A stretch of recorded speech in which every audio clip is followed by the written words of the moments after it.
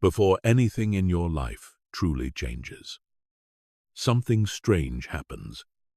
Not noise, not chaos, but stillness. A quiet pause where the world feels different, where familiar routines no longer fit, where your old motivations begin to fade, and a subtle sense of something approaching settles in your chest. This is not confusion. This is not delay. And it is not coincidence. This book does not appear randomly.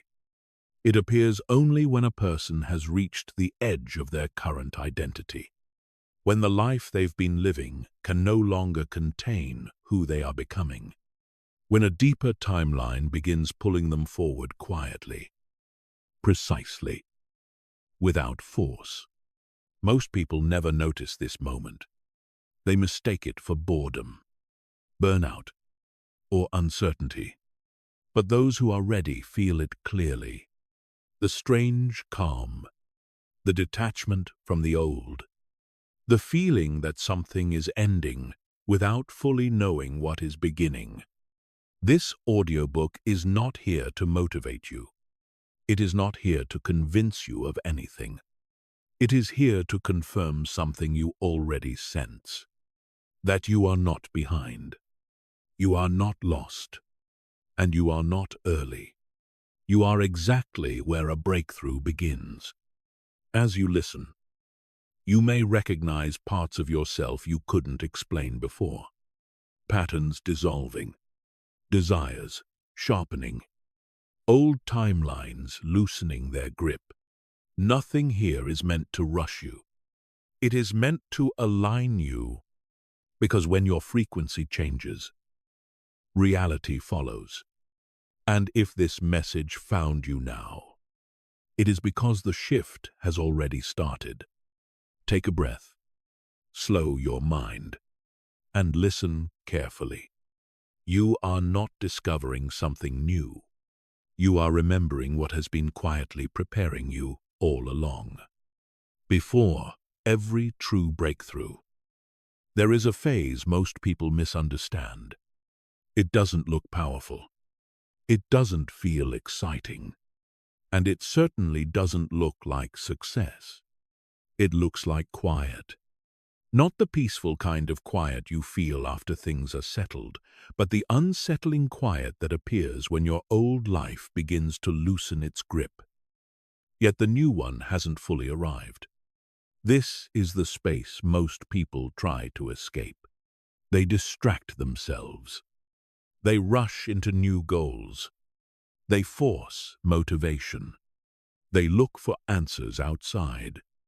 But those who experience real transformation learn something different. They learn to recognize the quiet as a signal, because before growth becomes visible, it always begins invisibly. Think about nature for a moment.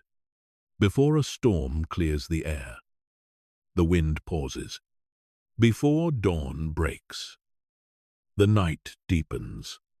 Before a seed breaks the surface, it grows silently underground.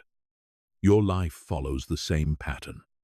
When the old version of you has reached its limit, life does not immediately replace it with clarity or direction. Instead, it creates space. It removes noise. It slows things down. It strips away urgency. That space feels uncomfortable only because you were trained to fill every silence. But silence is not emptiness. Silence is preparation. During this phase, motivation often drops. The goals that once excited you no longer spark the same fire. The routines you followed feel hollow. Conversations feel repetitive. Achievements feel strangely underwhelming. This is not because something is wrong with you. It's because your nervous system, your mind, and your identity are recalibrating. You are no longer aligned with who you were, but not yet fully anchored in who you are becoming. This is the quiet before everything changes. Most people misinterpret this moment and panic. They assume they are losing ambition. They assume they are falling behind. They assume they need to push harder, consume more information, chase a new version of success. But that reaction often delays the breakthrough, because this phase is not asking you to add more. It is asking you to let go. Let go of identities that were built for survival, not fulfillment. Let go of timelines that were inherited, not chosen. Let go of habits that kept you busy but not aligned. The quiet is where the old structure dissolves, and dissolution always comes before creation. If you listen closely, you'll notice something subtle during this period. Your intuition becomes louder, even though your thoughts slow down. Your tolerance for noise decreases. Your patience for shallow goals disappears. You begin craving depth, not speed. This is not laziness. This is refinement. Your system is rejecting what no longer matches your frequency. And frequency always changes before reality does. This is why forcing action too early feels exhausting. Why copying others' paths suddenly feels wrong. Why motivation techniques stop working. You are not meant to sprint here. You are meant to stabilize.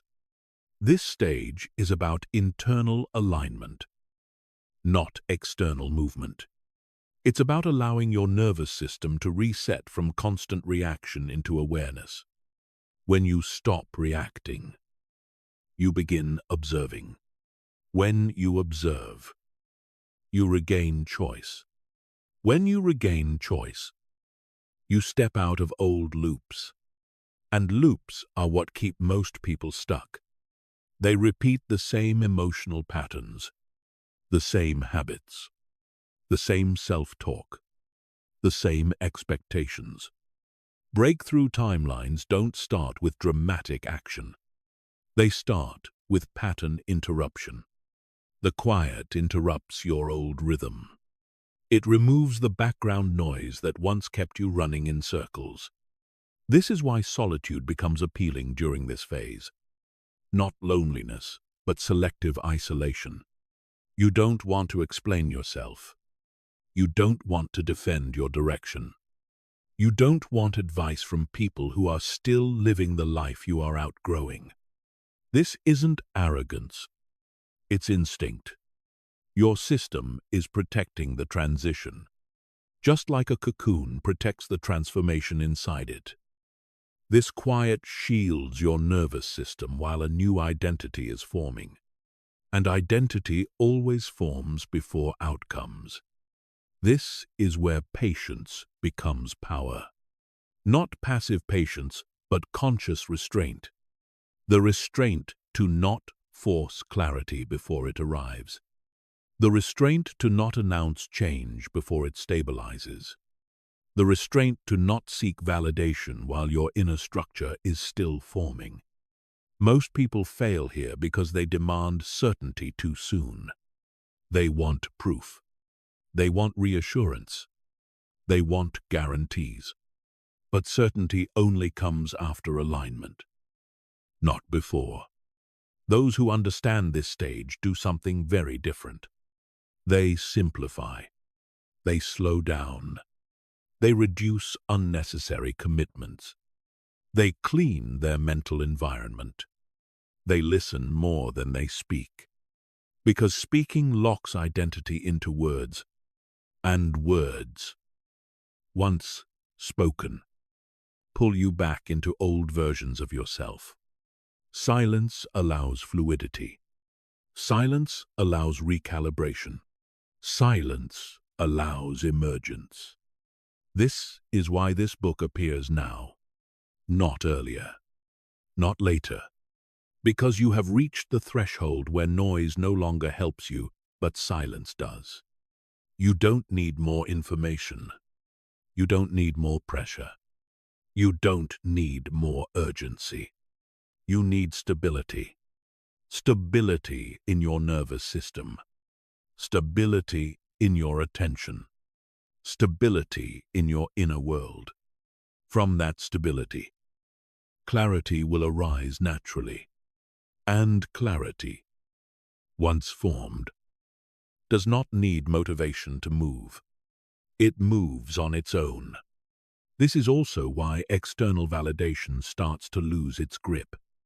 You care less about being understood, less about being impressive, less about explaining your choices. Your inner compass is recalibrating.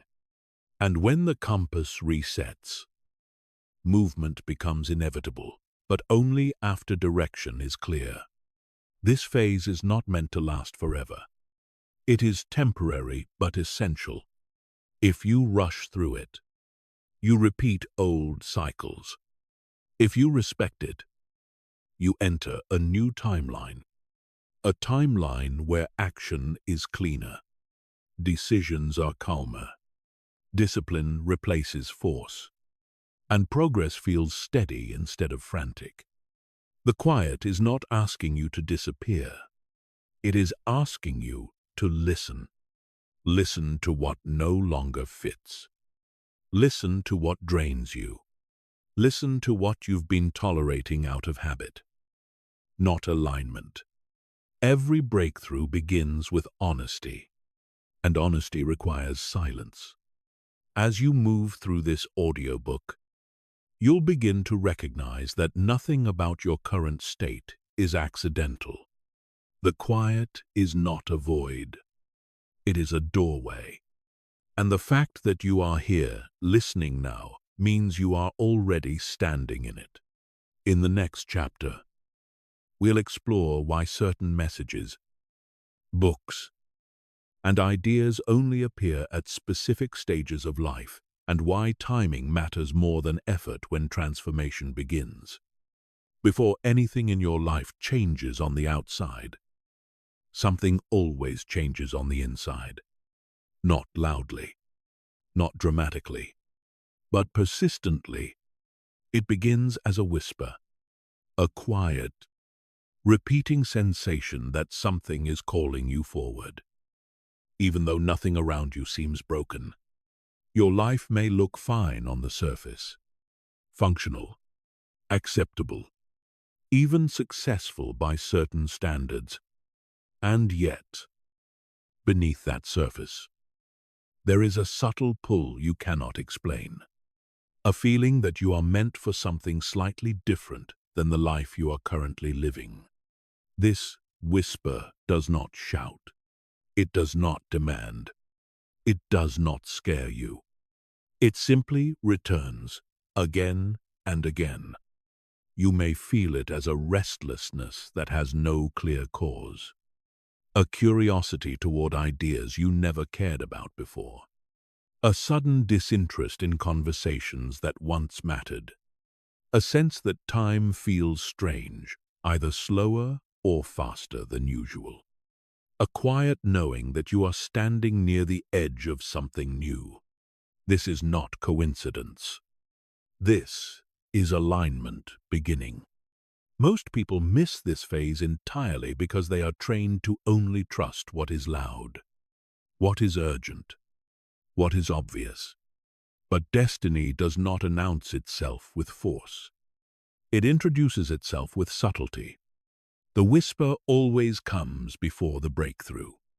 It is how the future speaks to the present. Long before circumstances shift, your internal frequency changes. And when your frequency changes, your awareness starts tuning into signals that were always there but invisible to you before. This is why synchronicities begin appearing. You hear the same message from different sources.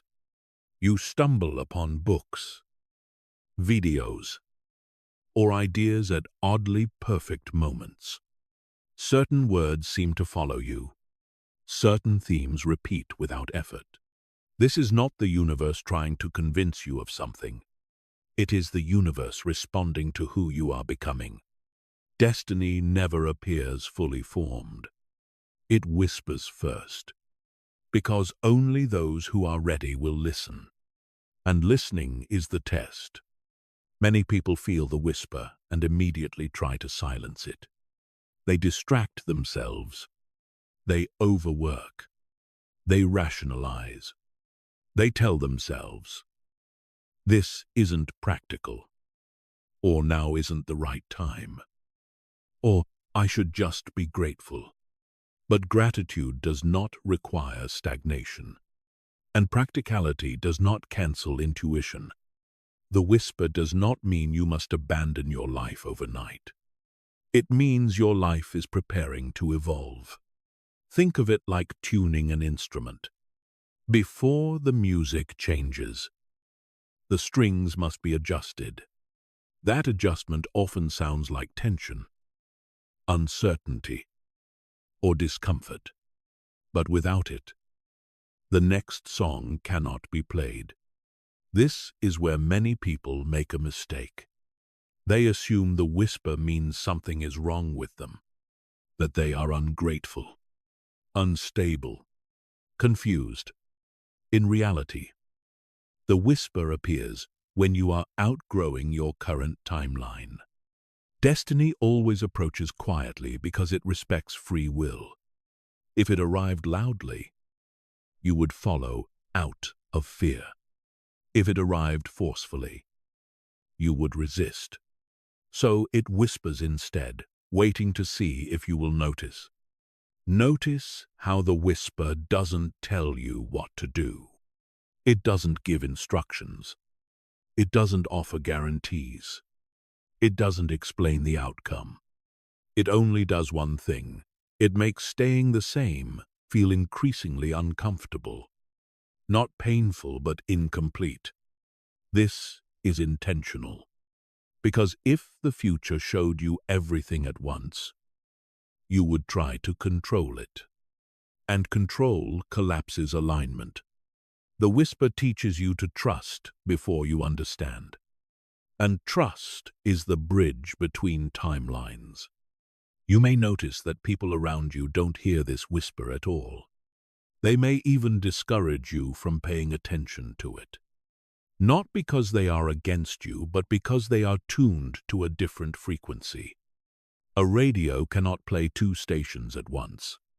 This is why explaining your inner shift often feels frustrating. The words don't land. The reactions feel flat. The excitement you feel isn't mirrored. That's not a sign you're wrong. It's a sign the whisper is personal. Destiny speaks individually, and it always begins as an internal calling before it becomes an external path. Another important truth: the whisper does not come to people who are escaping life. It comes to people who are ready to take responsibility for a deeper version of it. This is not about fantasy. It's about alignment. Your soul does not whisper when you are avoiding growth. It whispers when you are capable of carrying more. More clarity. More depth. More self-leadership.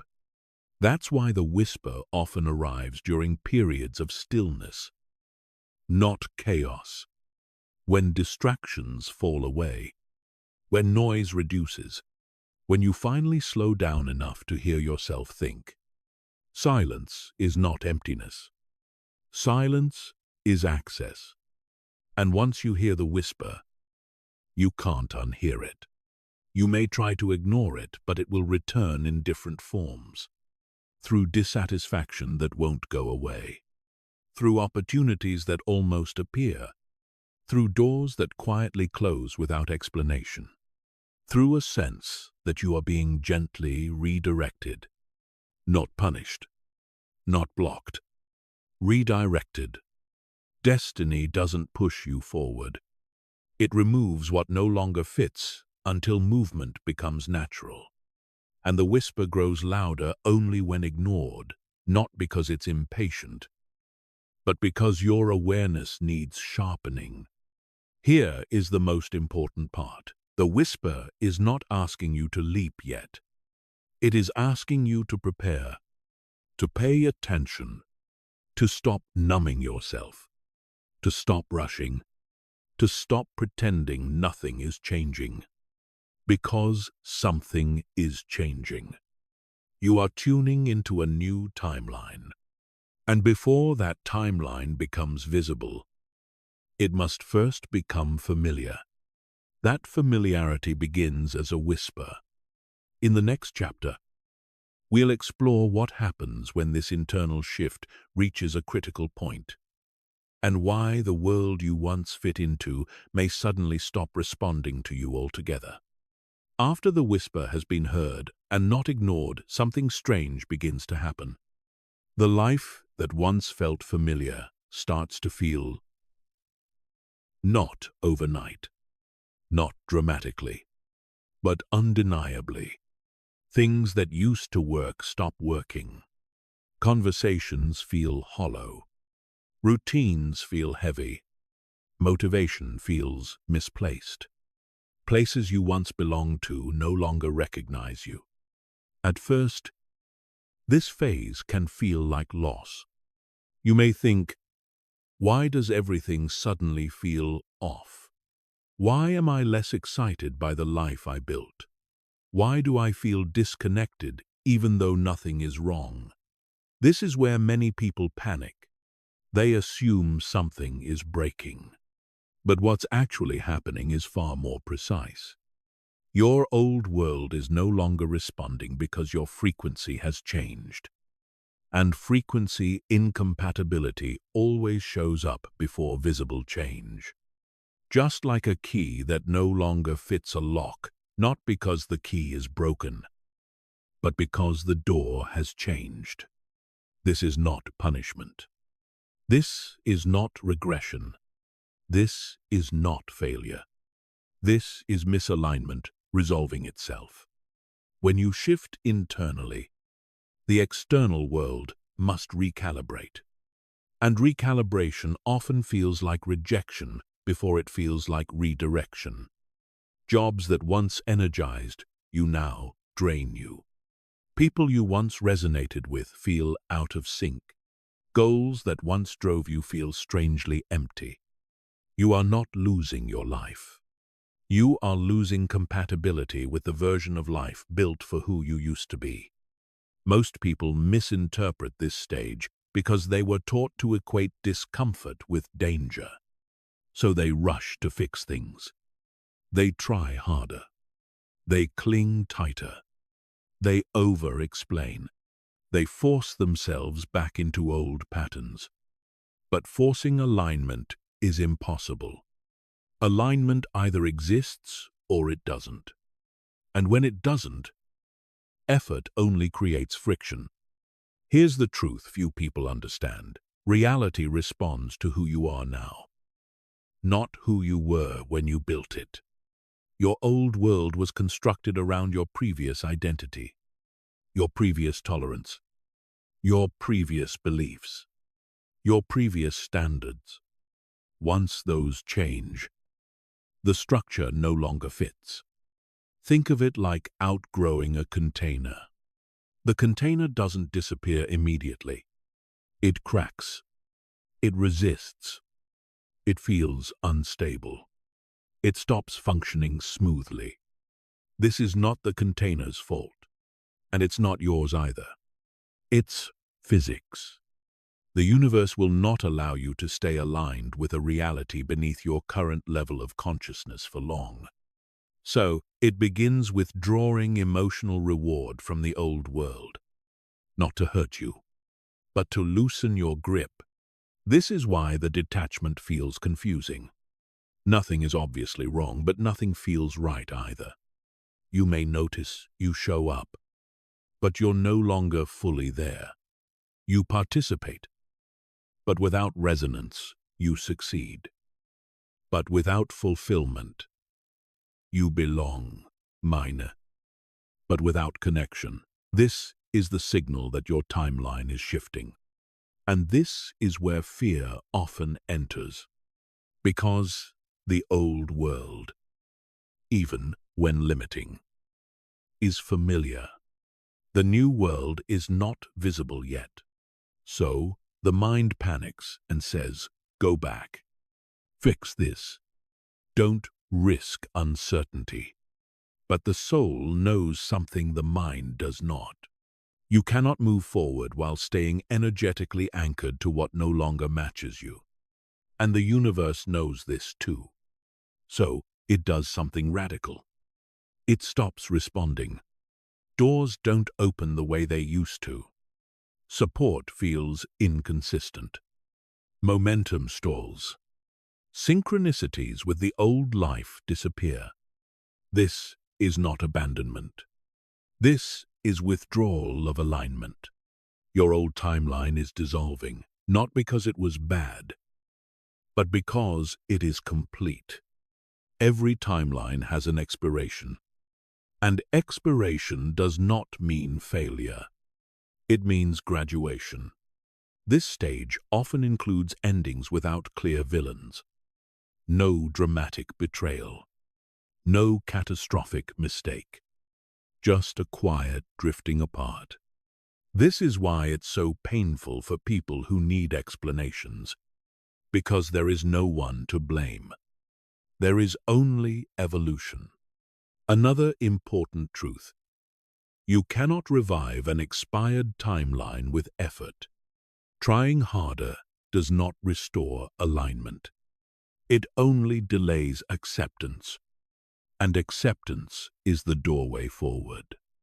When you accept that your old world no longer responds not because you are wrong, but because you are changing, you stop fighting the process. You stop trying to force relevance. You stop shrinking to fit. You stop negotiating with the past. And when resistance drops, clarity begins to rise. This is when something subtle but powerful happens. Space opens.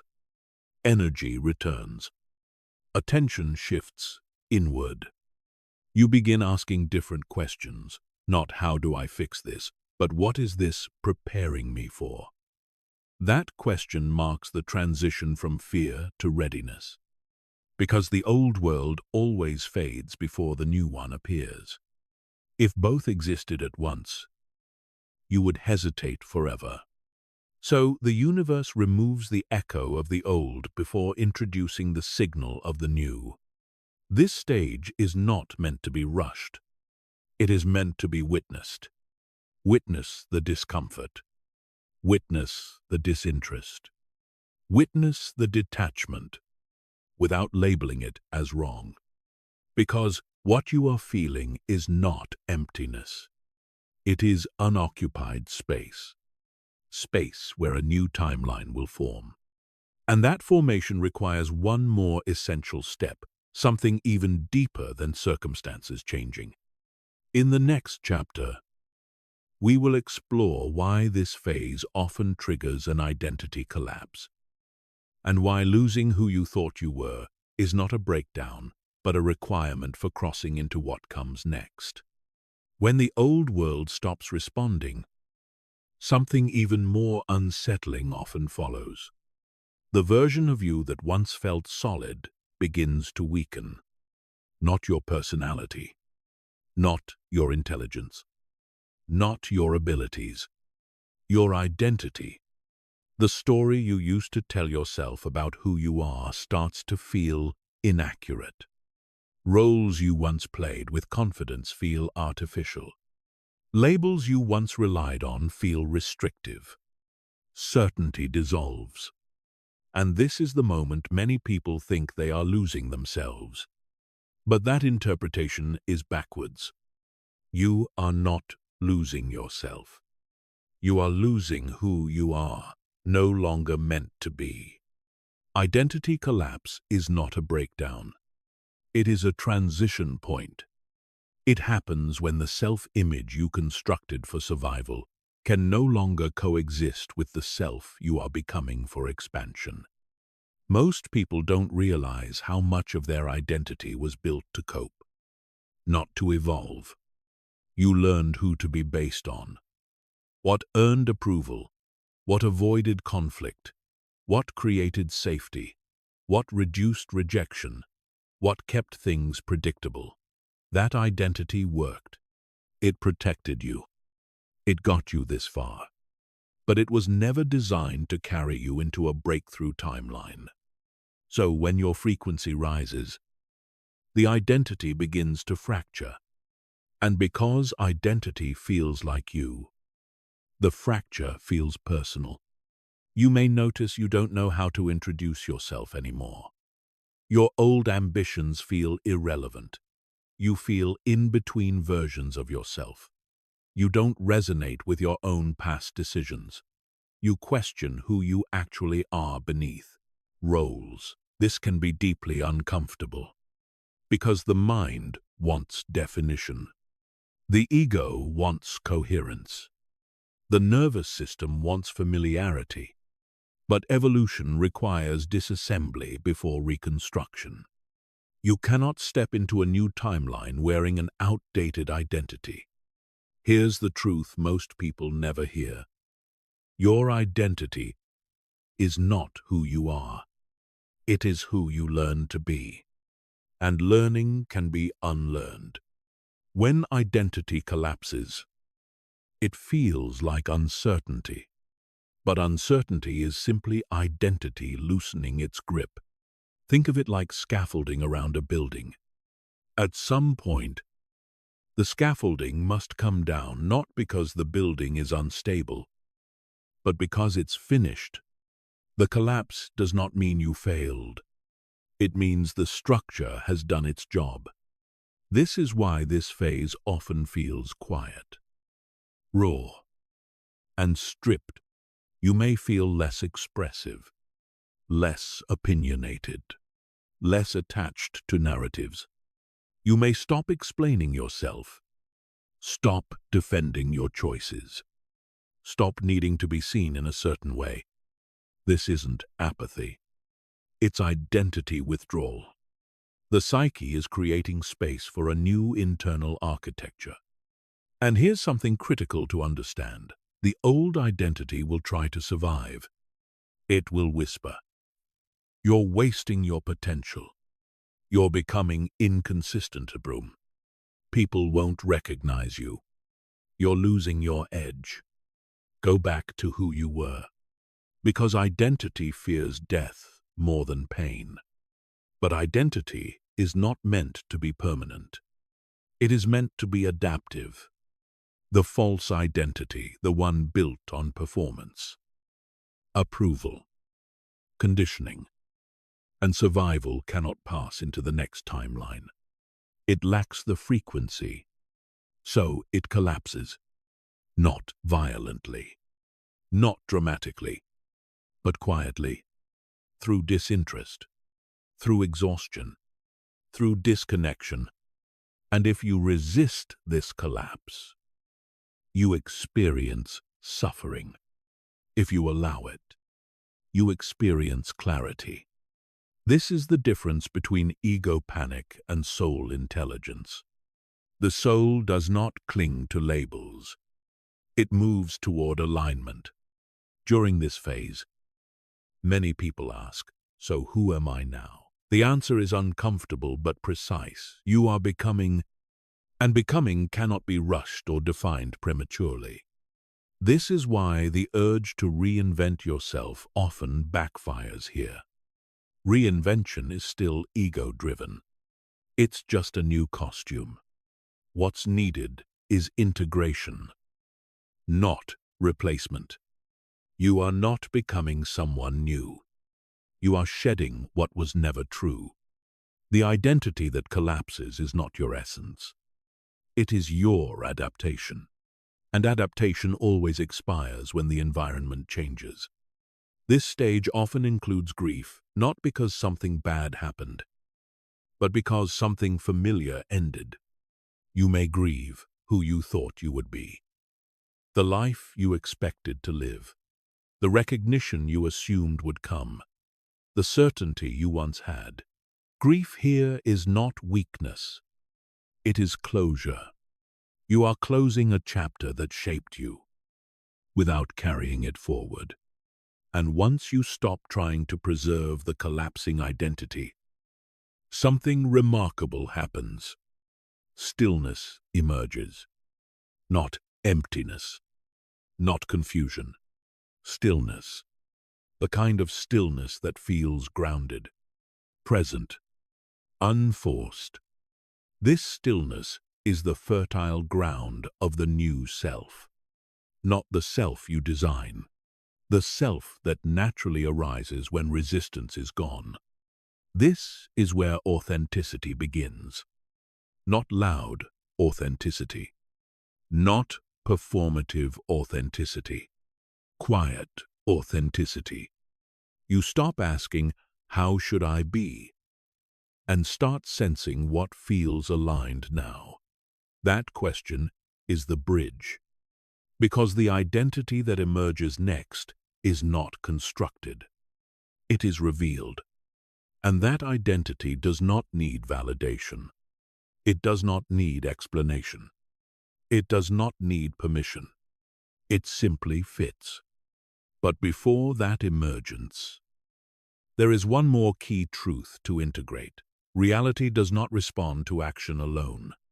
It responds to resonance, which means your new timeline will not appear because you do more, but because you are different.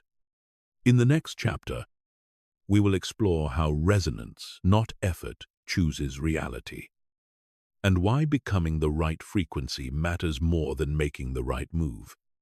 Most people believe reality changes when they act harder. They think, if I do more, life will respond. If I push longer, results will come. If I choose the right strategy, the timeline will shift. But that belief belongs to an old model of causality, a model where effort is the primary driver. That model breaks down the moment you approach a breakthrough timeline, because at this level, action no longer leads. Resonance does.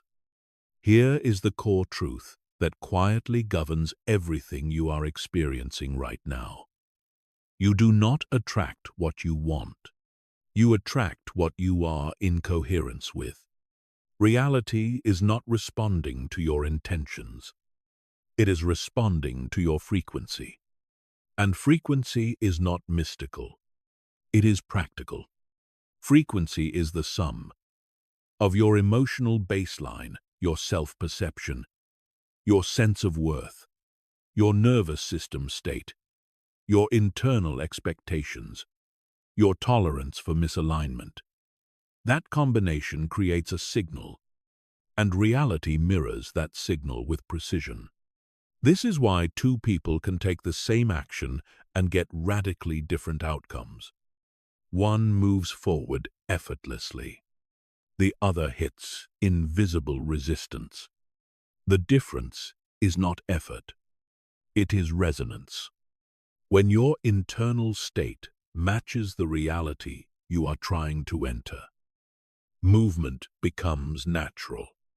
When it doesn't, reality feels heavy, delayed, or blocked. This is why pushing harder often fails right before a breakthrough. Because pushing belongs to the old frequency. Your breakthrough timeline is not activated by force. It is activated by alignment. Think of reality like a radio. You don't shout at the radio to get music. You tune the frequency. And when the frequency matches, the signal comes through clearly. Your life works the same way. Opportunities, people, clarity, resources, they are already present. But they only become visible when you are tuned to their frequency. This is why you may notice something strange happening now. You are doing less, but sensing more. Trying less, but receiving more. Forcing less, but aligning more. That is not regression. That is recalibration. As your identity loosened in the previous chapter, something subtle shifted. Your internal noise dropped, and with less noise, your signal became clearer. This is when resonance begins selecting reality. You may notice certain options no longer attract you. Some doors no longer tempt you. Old desires feel hollow. New impulses feel undeniable. This is not confusion. This is frequency sorting. Your system is filtering realities based on alignment, not logic. This is why some opportunities suddenly feel wrong, even if they look perfect on paper, and why others feel right without explanation. That feeling is not intuition as emotion. It is intuition as resonance recognition. Your nervous system knows when something matches your emerging timeline. It relaxes, it opens, it settles. And when something doesn't match, it contracts even if the mind argues. This is why people often sabotage themselves at this stage. They choose logic over resonance, safety over alignment, familiar over coherent, and then wonder why the breakthrough stalls. Because the timeline does not respond to thought. It responds to state. Let's be very precise here. Resonance is not positivity. It is not pretending. It is not suppressing fear. Resonance is internal consistency.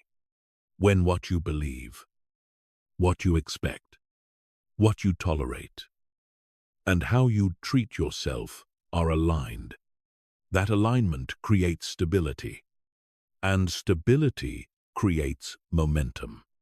When your inner world stops contradicting itself, reality stops resisting you. This is why emotional honesty is critical at this stage. You cannot think your way into a new timeline while emotionally vibrating in the old one. You cannot affirm abundance while tolerating lack. You cannot visualize freedom while accepting constraint. You cannot desire expansion while clinging to safety. The universe does not punish contradictions. It simply mirrors them. That mirror is not judgment. It is feedback. And right now, the feedback is accelerating. Things manifest faster. Misalignments reveal themselves quicker. What doesn't match falls away sooner. This is why it can feel intense. Because resonance sharpens causality. Small internal shifts produce noticeable external changes. This is also why you may feel less patient with anything misaligned. Your system is no longer willing to hold frequencies that delay the timeline. And this brings us to a critical reframing. Your job is not to make the right move. Your job is to maintain the right state. From the right state, the right move becomes obvious, effortless, often unavoidable. This is why breakthroughs often feel sudden from the outside. People say, "It happened overnight. It came out of nowhere. It just clicked." But internally, alignment was building quietly for a long time. Resonance always precedes reality. If you are feeling called to simplify, to slow down, to withdraw from noise, to protect your energy, to say no without justification, to stop over-explaining, to listen more than act, that is not avoidance. That is frequency stabilization. You are tuning, and tuning feels passive only to the mind. In reality, it is the most decisive act there is, because once resonance locks in, reality follows, not because you chase it, but because it has no choice. In the next chapter, We will explore what happens when this resonance becomes stable, how the old identity dissolves completely, and how the new timeline begins selecting you automatically, without effort or force. This is where momentum replaces struggle. Right before a breakthrough, something strange almost always happens. The past comes back. Old fears resurface. Old doubts whisper again. Old patterns knock one last time. Sometimes it's an ex who suddenly reaches out. Sometimes it's a job offer that looks like the old life. Sometimes it's an emotion you thought you had already healed. And most people misunderstand this moment completely. They think I'm regressing. I'm sabotaging myself. I was wrong about being close to a breakthrough. But this moment is not sabotage. It is confirmation. This chapter exists to correct one of the most dangerous misinterpretations on the breakthrough path. What you are experiencing right now is the echo before the leap. And if you understand it, you will not panic. You will not go backwards. You will not self-abandon at the edge of transformation. Let's be very clear. A breakthrough timeline does not erase the old identity instantly. It outgrows it. And when something is being outgrown, it often reacts one last time. Think of it like this. When you are about to leave a room forever, the echoes become louder, not quieter. When a chapter is closing, it does not fade politely. It announces itself. The old self wants acknowledgement before release. Not because it is strong, but because it is losing relevance. This is why fears you haven't felt in months suddenly return. This is why patterns you thought were done suddenly reappear. This is why emotional loops try to pull you back. Not to stop you, but to test whether you still belong to them. This is the final check. The nervous system does this automatically. It asks, is this new timeline real? Is this identity stable? Or will we retreat to the familiar? So it replays old signals. If you react the old way, the system says, we're not ready. If you observe without collapsing, the system says, we can move. This is not a punishment. It is a threshold test. Every major transformation includes one. And the people who fail here are not weak. They are simply uninformed. They mistake intensity for danger. They mistake resurfacing for regression. They mistake the echo for the truth. But the echo is not the present. It is the residue of the past. An echo only exists because the original sound is already fading. That is the paradox most people miss. If the old pattern were still dominant, it wouldn't need to announce itself. It would simply run you. The fact that it now shows up loudly, dramatically, emotionally means it no longer has quiet control. It is trying to regain relevance. This is why the timing is so precise. The echo arrives right when you are calmer than before, right when clarity is emerging, right when the identity is loosening, right before irreversible movement. This is not coincidence. This is structural. Let's talk about fear for a moment. Fear does not disappear before a breakthrough. It changes form. Earlier, fear was constant background noise. Now, it appears in spikes. Earlier, fear controlled your decisions. Now, it tries to interrupt them. Earlier, fear felt like truth. Now, it feels like an interruption. That difference matters. Because fear's last strategy is urgency. It says, decide now. Fix this immediately. Go back before it's too late. But urgency is always a sign of misalignment. Alignment does not rush. Alignment stabilizes. This is why your response in this chapter is critical. Do not analyze the fear. Do not fight the pattern. Do not dramatize the return. Just observe it. Observation breaks the echo, because the echo only survives on identification. The moment you say, I see you, but you are not in control, the test is passed. The old self dissolves not through force, but through non-participation. This is also why familiar people or situations resurface, not because they are meant to return, but because your nervous system is checking, do we still attach here? Do we still explain ourselves? Do we still shrink? And the answer is no, not because you are superior, but because you are no longer compatible. Compatibility is the real issue. You are not resisting the old life. You are outgrowing it.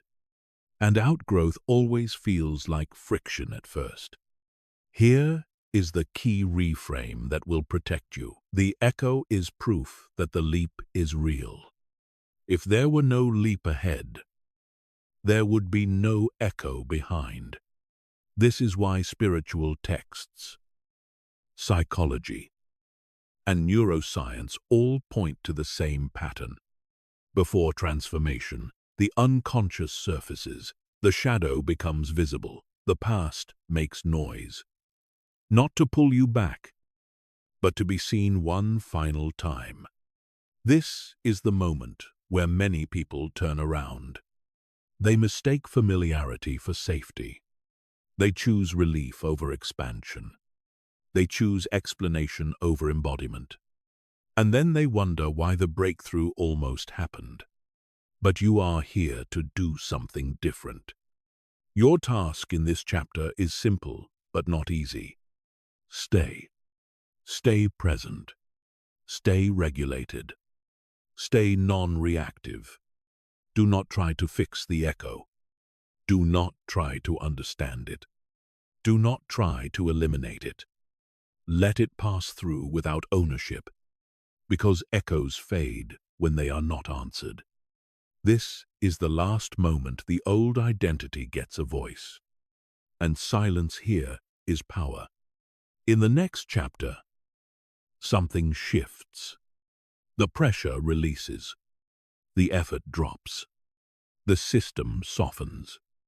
Because once the echo is not obeyed, the leap becomes inevitable.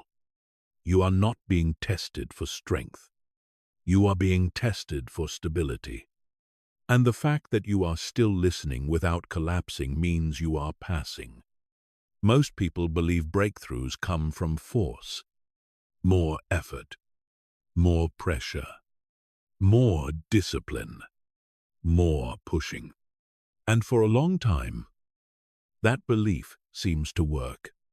You grind, you tighten, you try harder, until one day it doesn't. Not because you are weak, but because force has reached its limit.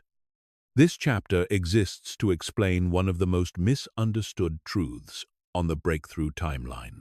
The final unlock does not come from pushing harder. It comes from softening. And that idea scares people. Because softening sounds like giving up. It sounds like losing control. It sounds like becoming passive. But that is not what softening means. Softening is not collapse. Softening is release of resistance. There is a difference. Force says, I must make this happen. Flow says, I am aligned enough to let this move through me. Force tightens the nervous system. Flow stabilizes it. And breakthroughs do not enter tight systems. They enter coherent ones. Here is what most people never realize. Pressure does not open doors. Pressure keeps doors closed. Tension is interpreted by the nervous system as danger.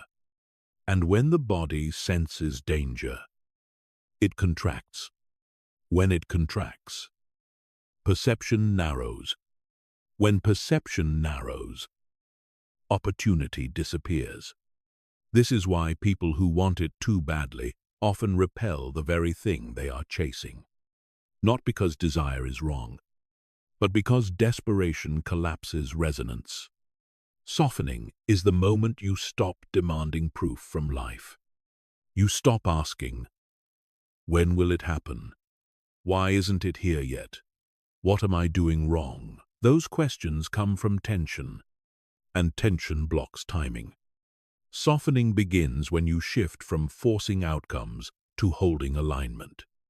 This is subtle, and it requires maturity, because the ego wants credit. It wants control.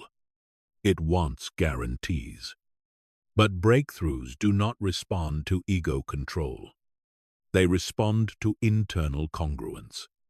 This is why many people experience their biggest shift right after they give up, but not in the way they think.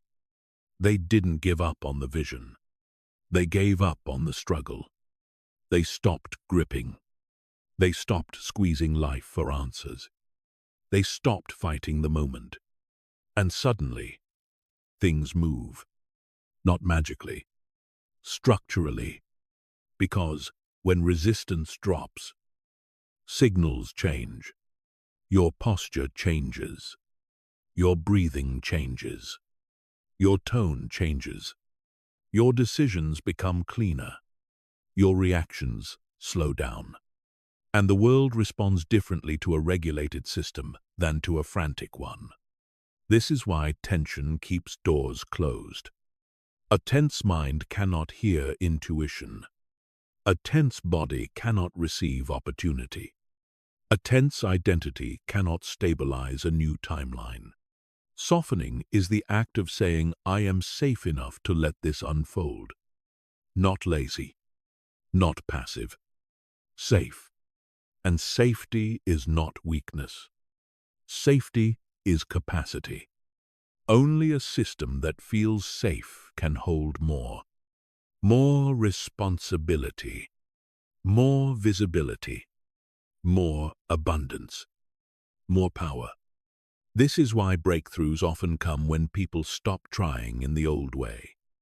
They still act, but the action is no longer desperate.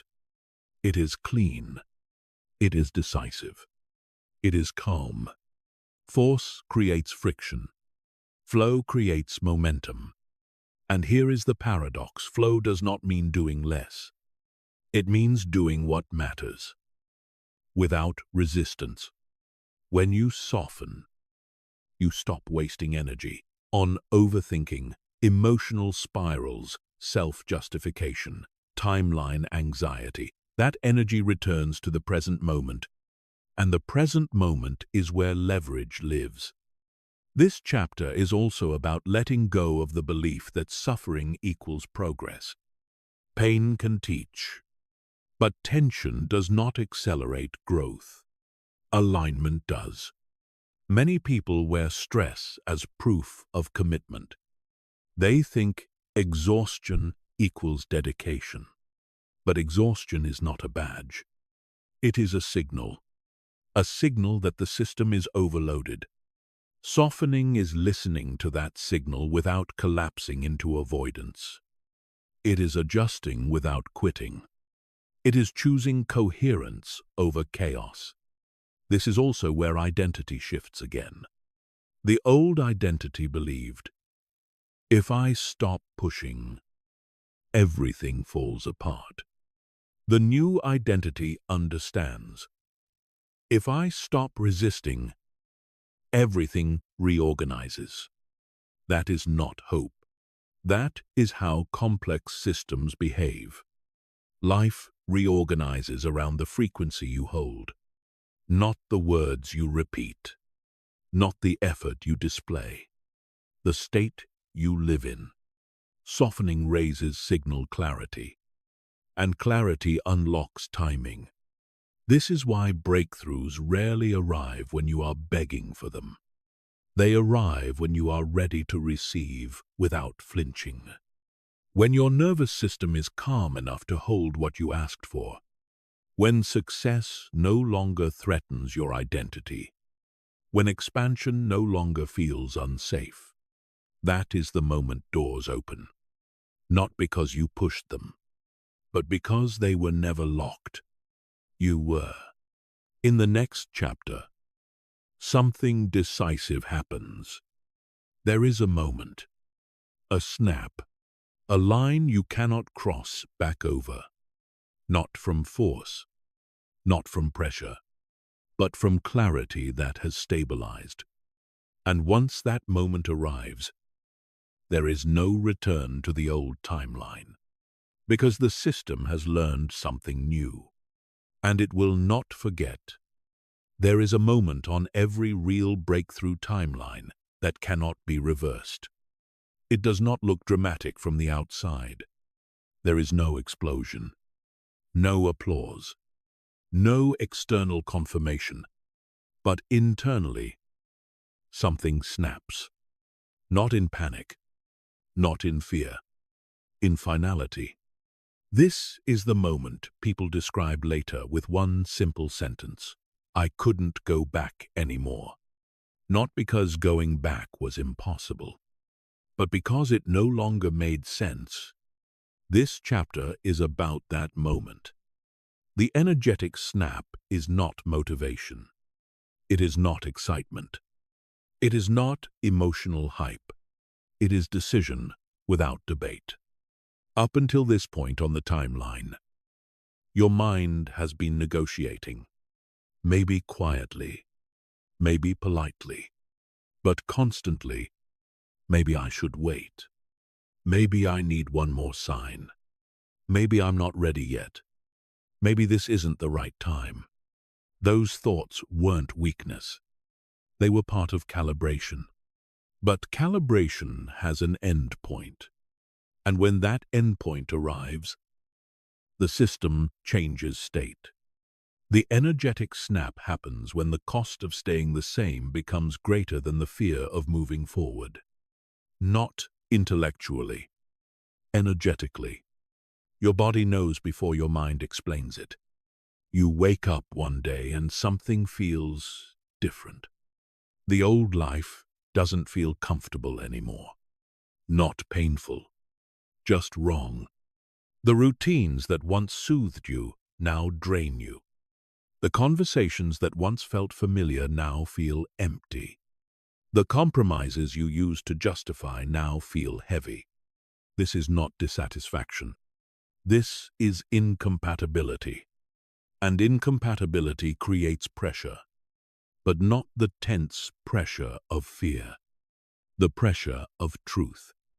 At this stage, you are no longer asking, "Can I do this?" You are asking, "How much longer can I pretend I'm not?" That is the snap.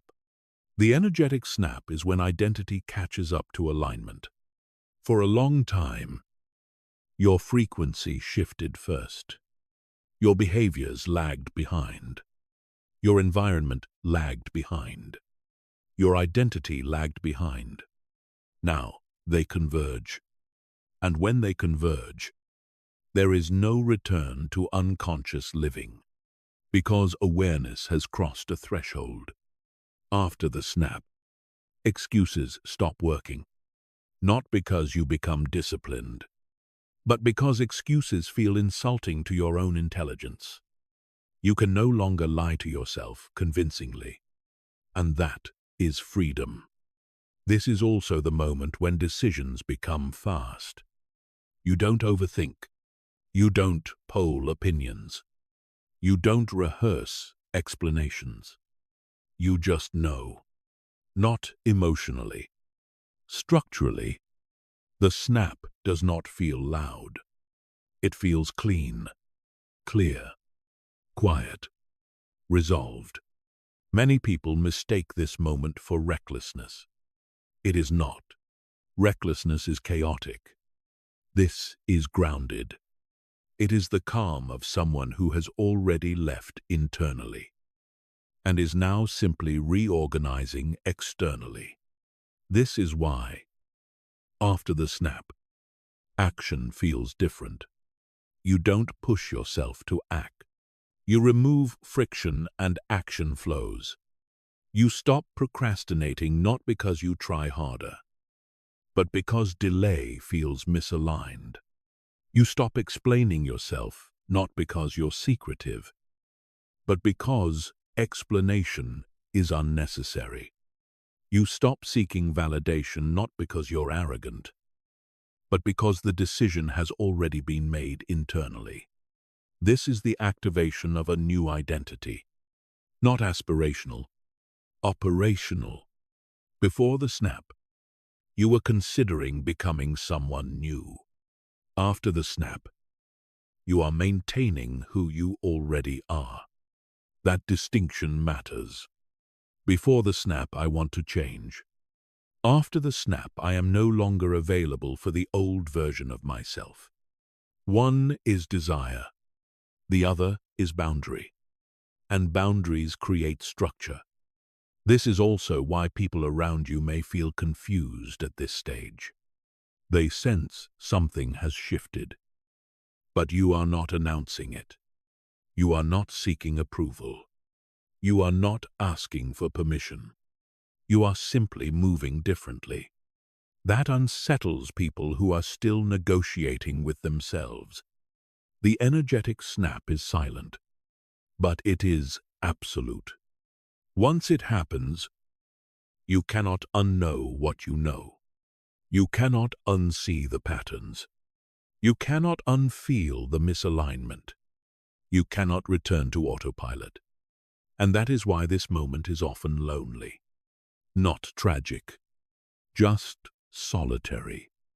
Because few people live from this level of internal certainty. But loneliness here is not isolation.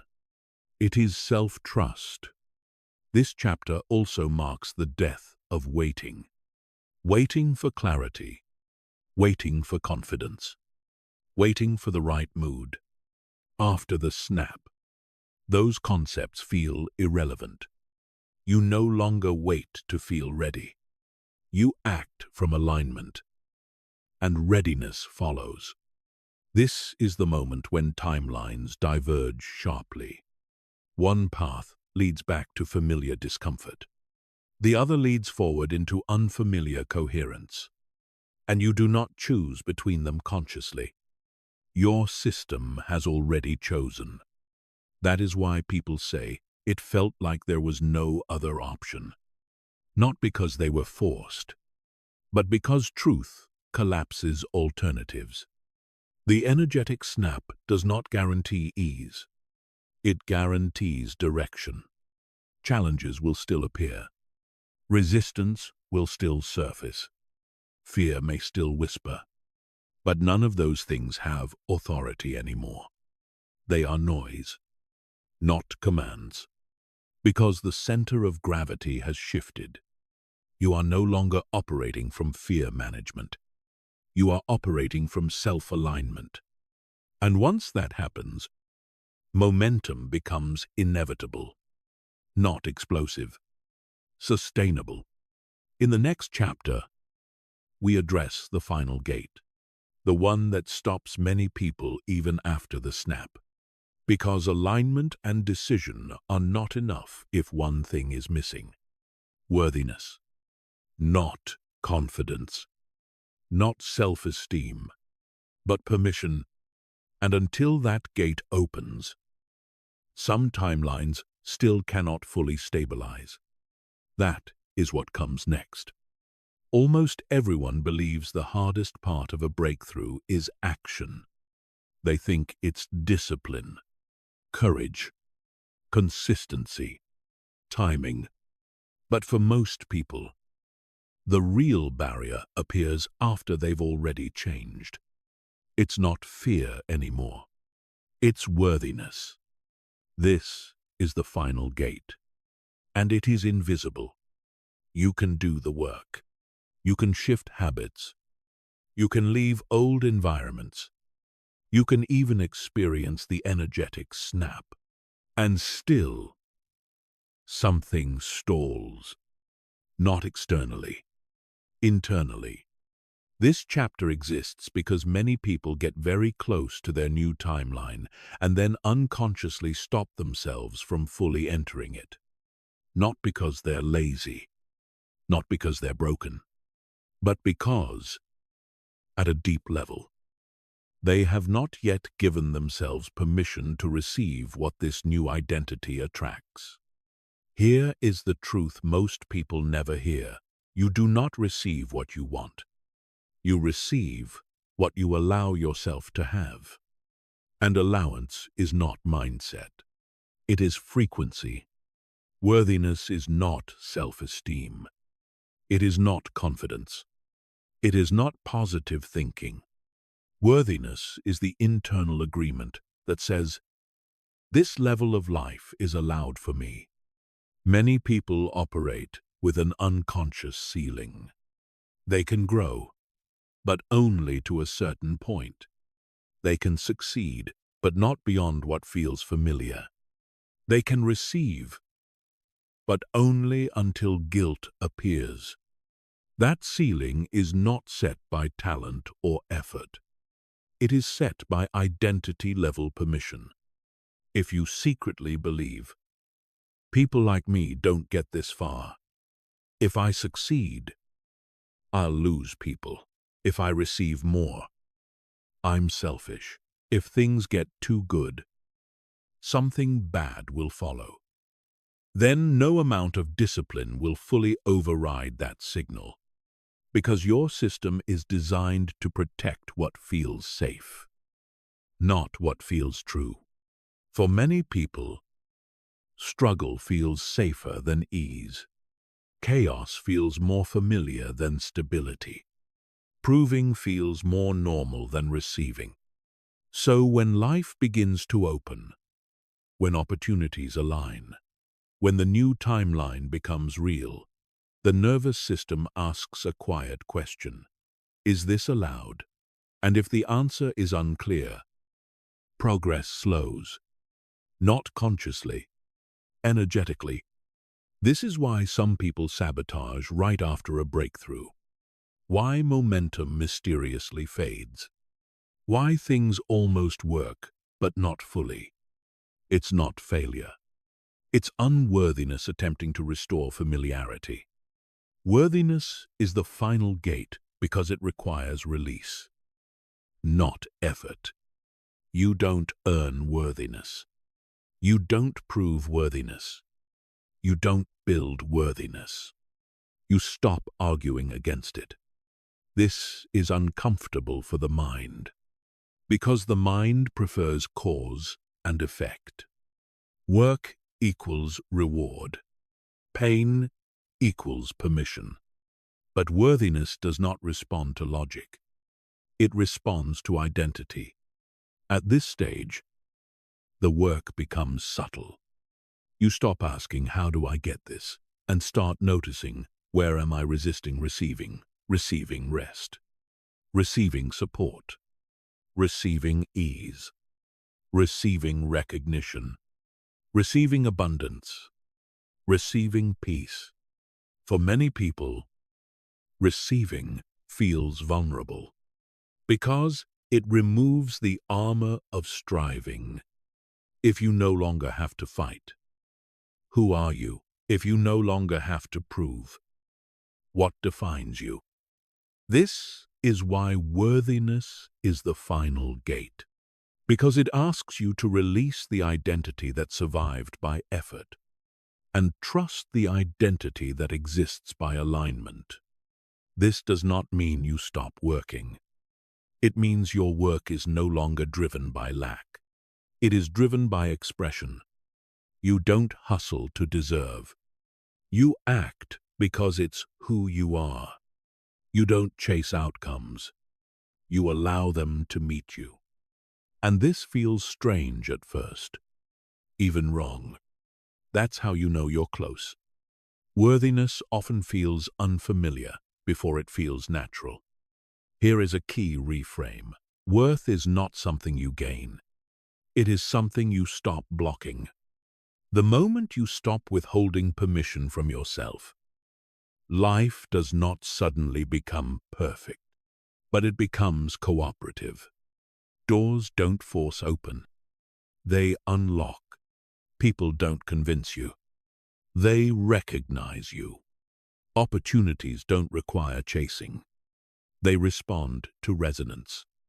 This is why the chapter title matters. Worthiness is the final gate. Not because it is the hardest, but because it is the quietest. No one sees you cross it. No one applauds. No one validates it. It happens inside. And once crossed, you stop asking whether you deserve the life that's arriving. You simply live it. In the final chapter, we talk about what most people miss after crossing this gate. Because breakthroughs are not meant to be dramatic moments. They are meant to be stabilized timelines. And without stabilization, even the most powerful awakening can fade. That is where we go next. Most people misunderstand what a breakthrough actually is. They think a breakthrough is a moment, a realization, a decision, a surge of clarity, a sudden shift where everything changes. And yes, those moments are real, but they are not the breakthrough. They are the door. What determines whether your life truly changes is not whether you touch a new timeline, but whether you stabilize inside it. This is where most people fail. Not at the beginning, not during the struggle, but after the shift. Because the nervous system, the habits, and the identity are not yet trained to live at this level. A breakthrough without stabilization feels like this. You feel clear, then drift. You feel aligned, then slip. You feel powerful, then doubt creeps in. You feel, this is it. Then life slowly pulls you back. Not because the breakthrough was fake, but because the old system quietly reclaimed control. This chapter is about one truth that separates temporary awakenings from permanent transformation. A breakthrough is fragile until it becomes routine. Your old timeline was held together by repetition. Thought patterns repeated. Emotional reactions repeated. Daily behaviors repeated. Environments repeated. That repetition created gravity. Your new timeline requires the same thing. Not intensity. Not motivation. Not constant inspiration. Stabilization. Stabilization is boring. That's why it works. It is not dramatic. It is not exciting. It does not feel like growth. It feels like normal. And that is the goal. Most people try to hold on to a breakthrough emotionally. They try to remember the feeling. They try to stay inspired. They replay the moment. That guarantees collapse. Because feelings fluctuate. Stabilization is not emotional. It is behavioral and environmental. Here is the rule. You don't stay in a new timeline by thinking about it. You stay by living as if it is already normal. That means small, quiet confirmations every day. You stabilize by doing things without drama, showing up without hype, making decisions without debate, acting without announcing, continuing without reassurance. This is where identity locks in. Because identity is not built in breakthroughs. It is built in what you repeat after the breakthrough. Every day you wake up and act from the new self. The nervous system relaxes. The mind stops resisting.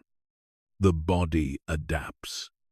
And slowly, what once felt impossible begins to feel obvious. This is why many people miss the final step. They want the breakthrough to carry them. But the truth is, you must carry the breakthrough into ordinary days.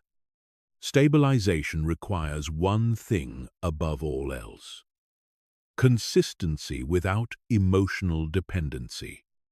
You don't ask, "Do I feel aligned today?"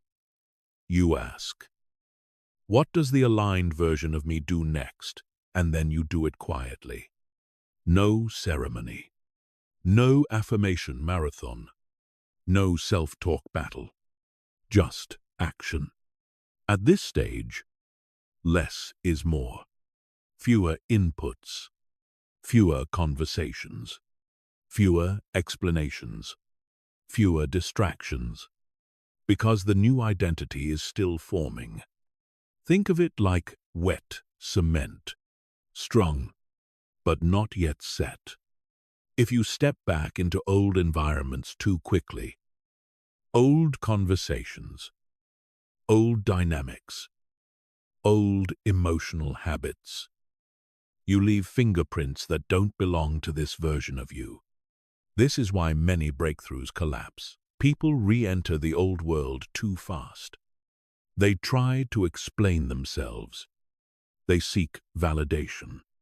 They want others to see it. But explanation leaks energy. Stabilization requires containment. You don't talk about the shift. You live it. You don't convince. You demonstrate. And you don't rush. The paradox is this: the less you try to keep the breakthrough, the more stable it becomes. Because now you are no longer chasing change. You are being changed. Another critical element of stabilization is self-trust. At this stage, doubt may appear, not as fear, but as subtle questioning. Am I really different? What if this fades? What if I lose it? That voice is not truth.